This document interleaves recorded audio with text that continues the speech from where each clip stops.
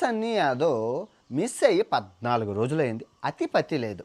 So మన subscribers 4 ప్రధాన అనుమానాలు అయితే పంపించారు. అనుమానం పెనుభూతం లాంటిది, అది తీర్చేసుకోవాలి. ఏంటి సబ్స్క్రైబర్స్ చెప్పండి అని చెప్పి మెసేజ్లు పెడుతున్నారు.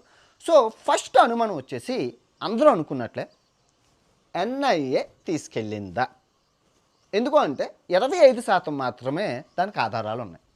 నెక్స్ట్ అనుమానం వచ్చేసి ఐఎస్ఏ ఉగ్రవాదులు ఏమైనా కిడ్నాప్ చేశారా, ఎందుకంటే వాళ్ళ ఇన్ఫర్మేషన్ వీరు చెప్పేస్తారేమో అని చెప్పి ఓకే వాళ్ళే కిడ్నాప్ చేశారా, దానికి కూడా 25% మాత్రమే ఆధారాలు ఉన్నాయి.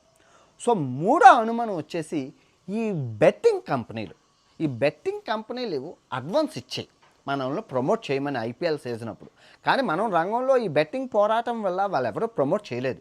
సో ఆ డబ్బులు వెనక్కి తిరిగి ఇవ్వలేదని చెప్పి కిడ్నాప్ చేశారా, దానికి కూడా 25% మాత్రమే మన దగ్గర ఆధారాలు ఉన్నాయి.